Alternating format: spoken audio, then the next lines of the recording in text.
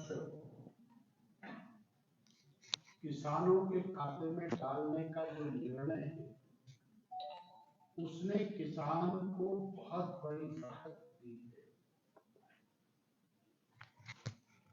उसी कड़ी में आज यूरिया की सब्सिडी की दृष्टि से एक अत्यंत महत्वपूर्ण फैसला आदरणीय नरेंद्र भाई मोदी की सरकार ने किया। मैं स्मरण कराना चाहता हूं कि 2014 से पहले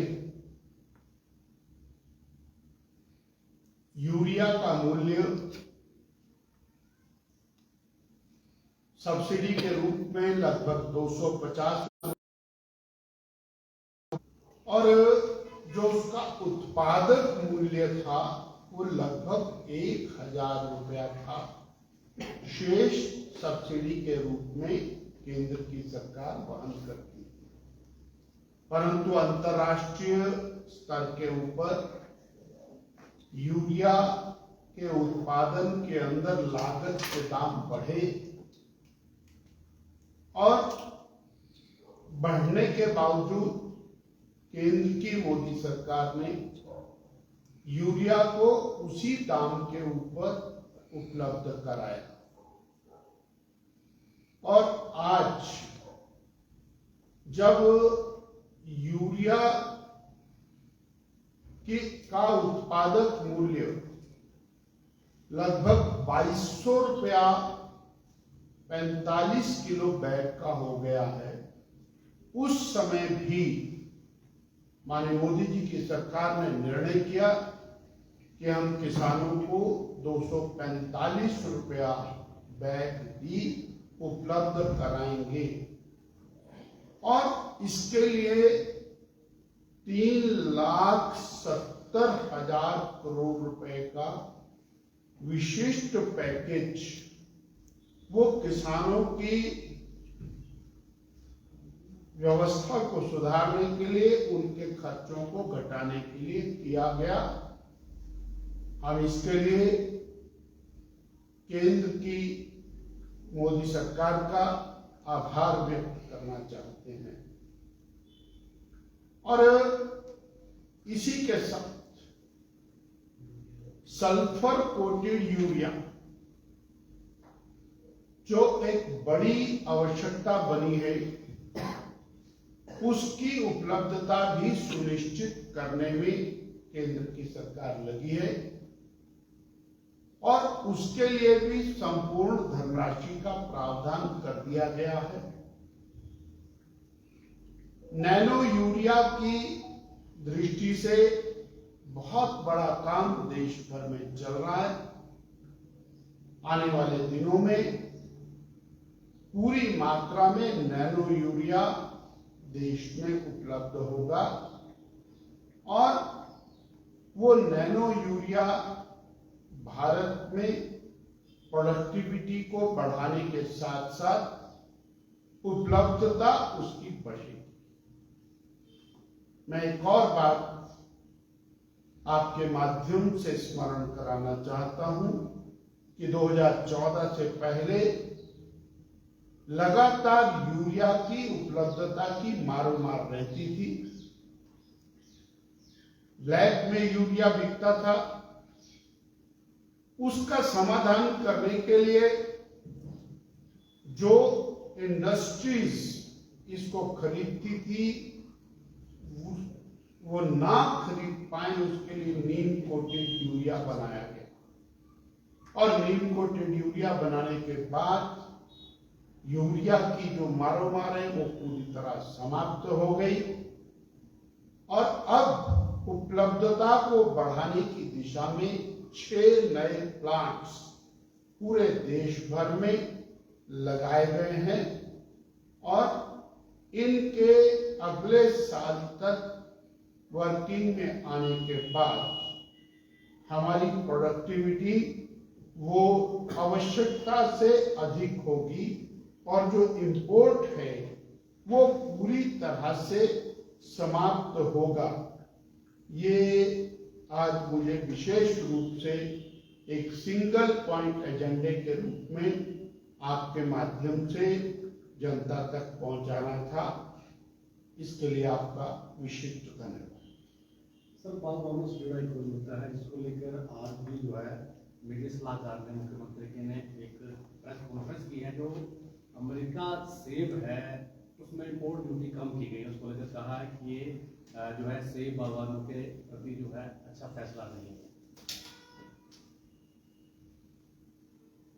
इम्पोर्ट ड्यूटी लगाने का फैसला भारतीय जनता पार्टी सरकार का फैसला है। पहले भी इम्पोर्ट ड्यूटी बीजेपी गवर्नमेंट के समय में ही लगाई गई और पिछले दिनों ही एक पर्टिकुलर रेट के साथ ही सेब का आयात होगा।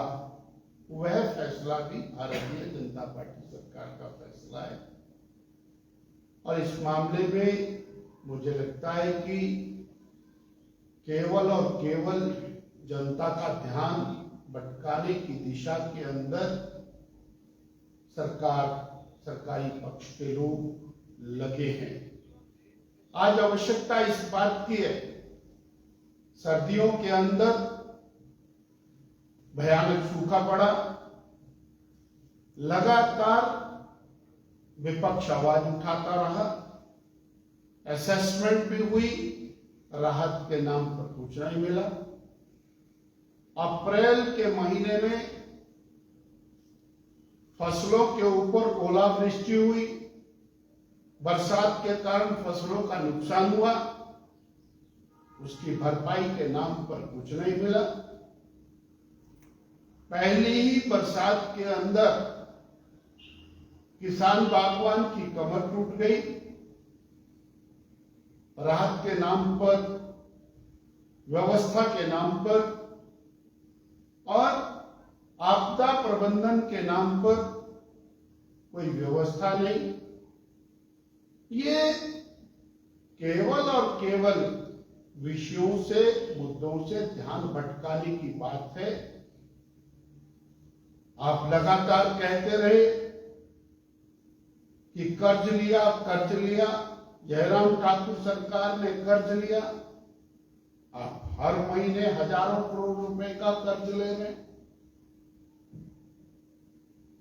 और राहत के नाम पर, विकास के नाम पर कुछ नहीं। आज आप अपनी उपलब्धि की बात बताएं कि आपने क्या किया। 8 महीने बीत गए, गारंटी के नाम पर शून्य। हम कभी अगर चले जाएं गांव में तो बहनें हमको पकड़ लेती हैं कि वो पैसा नहीं आया गारंटी में। हमें बताना पड़ता है कि साहब जरा सरकार से पूछो।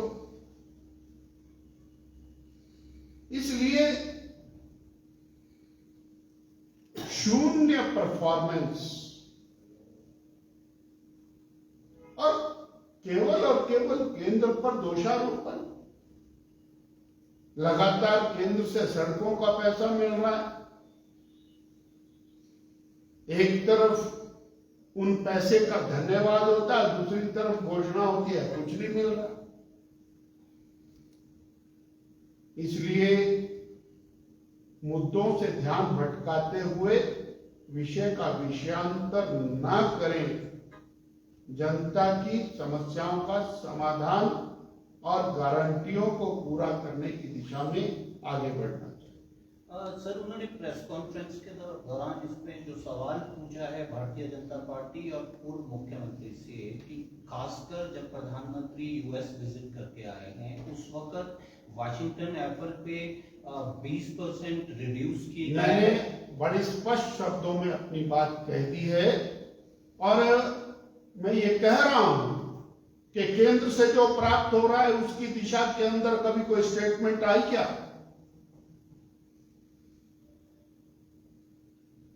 They should come.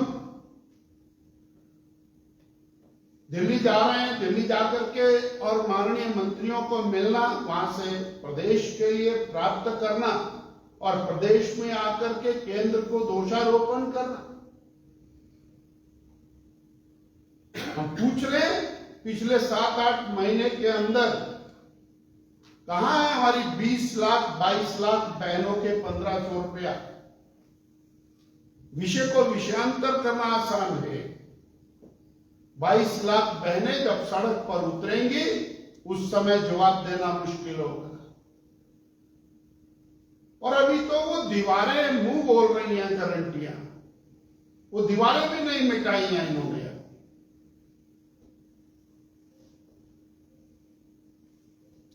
धन्यवाद।